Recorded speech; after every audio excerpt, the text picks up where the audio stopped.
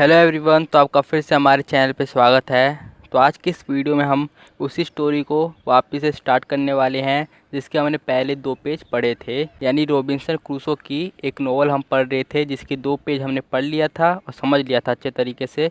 तो उसी के हम अगले 2 पेज पढ़ने वाले हैं। तो अगर आपने वो वाली वीडियो नहीं देखा है तो देख लीजिए, नहीं तो आपको स्टोरी समझने में दिक्कत आ सकती है, क्योंकि उस वाली वीडियो में हमने 2 पेज पढ़ लिए थे और ये उसी का दूसरा भाग है। यानी हम उसी नॉवल का अगले 2 पेज पढ़ने वाले हैं। तो इसलिए आपको वो पहला पार्ट देखना ज़रूरी है। तो उस वीडियो का लिंक आपको डिस्क्रिप्शन के नीचे मिल जाएगा, आप वहाँ से देख सकते हैं। तो चलिए ये वाला वीडियो भी शुरू करते हैं। और इससे पहले आप लाइक कर दीजिए इस वीडियो को, ताकि हमें ऐसी वीडियोस बनाने के लिए मोटिवेशन मिलता रहे आपसे। तो इस वीडियो को लाइक कर दीजिए। और अगर आप हमारे चैनल पर पहली बार आए हैं तो इस चैनल को सब्सक्राइब करके बेल आइकन भी जरूर दबा दीजिएगा। तो चलिए वीडियो शुरू करते हैं। तो देखिए हमारा पहला लाइन क्या है। ये जो हमने 2 पेज पढ़ लिया था उसका अगले वाले 2 पेज है हमने लिया है। तो पहले पेज पे देखते हैं, पहला लाइन है प्लीज़ डोंट गो। तो प्लीज़ डोंट गो ये कह रहा है माई फादर सेड, यानी मेरे पापा ने कहा। उसके पापा कह रहे हैं प्लीज़ डोंट गो। प्लीज़ का तो आपको पता ही होगा, डोंट गो यानी मत जाओ। माई फादर सेड यानी मेरे पापा ने कहा कि मत जाओ।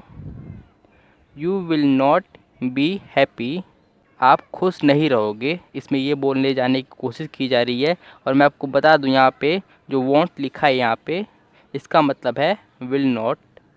विल नॉट को छोटा करने के लिए वॉन्ट बोला जाता है, तो इसलिए मैंने इसे वॉन्ट नहीं विल नॉट बोला। आप इसे वॉन्ट भी बोल सकते हैं। यू वॉन्ट बी हैप्पी मतलब आप खुश नहीं रह पाओगे। यू नो यानी तुम जानते हो। Sellers have a difficult and dangerous life. अब इसे हम समझते हैं। सेलर्स यानी जो नाव चलाते हैं उन्हें सेलर्स बोला जाता है, बड़े बड़े जहाज़ चलाते हैं उसे।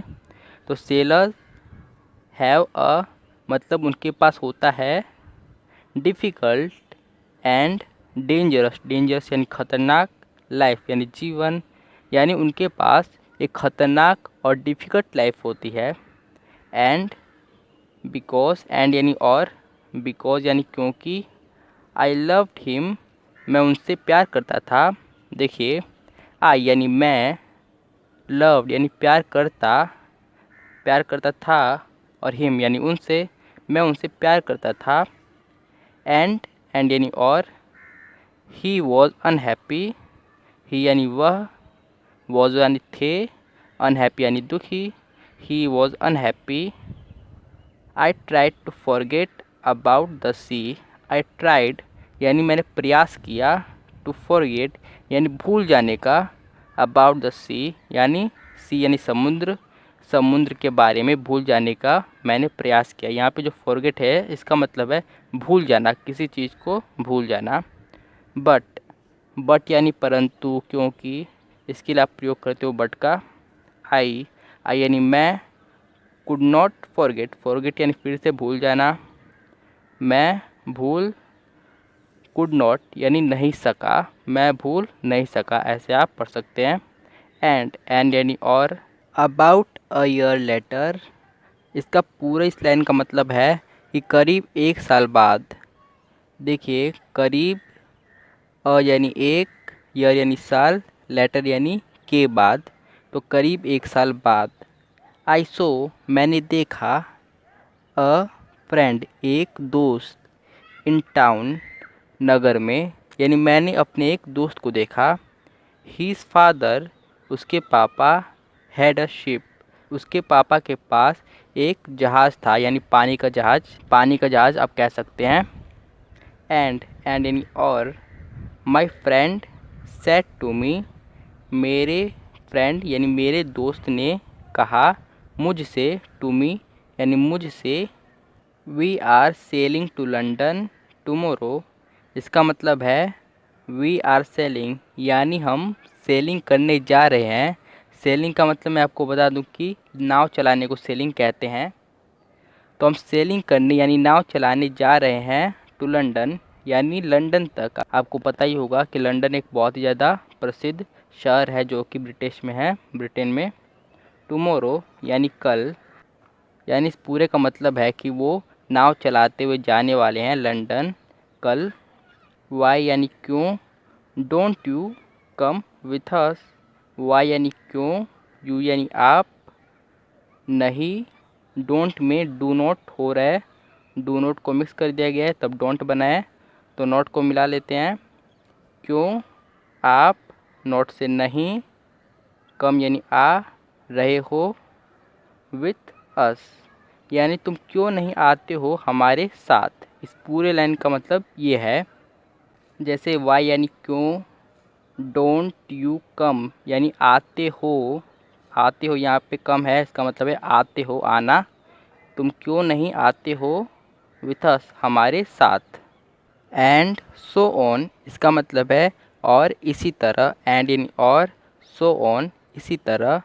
सितंबर 1 1651 यानी ये एक तारीख है, सितंबर 1 1651 ये एक तारीख है। आई वेंट टू हल, आई वेंट यानी मैं गया, हल, हल एक इंग्लैंड में एक जगह है उसी को हल कहते हैं। And the next day, and यानी और, द नेक्स्ट डे यानी अगले दिन, वी सेल्ड फॉर लंदन हम लंदन के लिए रवाना हुए। इस पूरे का मतलब है वी सेल्ड फॉर लंदन यानी हम लंदन के लिए रवाना हो गए। तो ये हमारा अगला पेज है। बट यानी पर, अ फ्यू डेज लेटर कुछ दिनों बाद, फ्यू यानी कुछ एक, डेज यानी आपको पता ही है दिन, और लेटर यानी बाद, कुछ दिनों बाद। There was a strong wind, वहाँ एक ताकतवर विंड यानी हवा था। इसे आप मान सकते हैं जैसे तूफान होता है वैसे। द सी वॉज रफ यानी जो समुद्र था वो हो गया तेज, ऊबड़ खाबड़ हो गया, रफ को ऊबड़ खाबड़ बोलते हैं। आपको पता भी होगा कि रफ का मीनिंग क्या होता है, कई बार इसे तेज के लिए भी प्रोनाउंस किया जाता है। एंड यानी और, डेंजरस, डेंजरस भी आपको पता ही होगा, घातक। एंड यानी और, the ship went up and down, up and down, the ship यानी जहाज़ था, वेंट अप एंड डाउन यानी मतलब जो शिप था वो ऊपर नीचे होने लगा। आई वॉज वेरी इल, आई यानी मैं, वॉज यानी था, वेरी यानी बहुत, इल यानी बीमार, इल यानी बीमार, मैं था बहुत बीमार। एंड यानी और, वेरी आफ्रेड और बहुत डरा हुआ, आफ्रेड को डरा हुआ कहते हैं। Oh, I don't want to die, I यानी मैं, डोंट वांट यानी नहीं चाहता, डाई यानी मरना, यानी मैं नहीं चाहता मरना। आई क्राइड मैं रोया, क्राइड यानी रोने को आप कहते हैं। आई वांट टू लीव मैं जीना चाहता हूँ, वांट टू यानी चाहने को आप बोलते हो, आई वांट टू यानी मैं चाहता हूँ, लीव यानी जीना। इफ़ यानी अगर, आई लिव मैं जिया, आई विल गो होम मैं जाऊँगा घर। यहाँ पे देखिए, यहाँ पे जो आई है उसी के साथ विल को भी कांटेक्ट कर दिया, मतलब मिक्स कर दिया गया है, तो इसलिए ऐसा दिख रहा है, नहीं तो आप ये समझिए कि आई और विल अलग अलग है।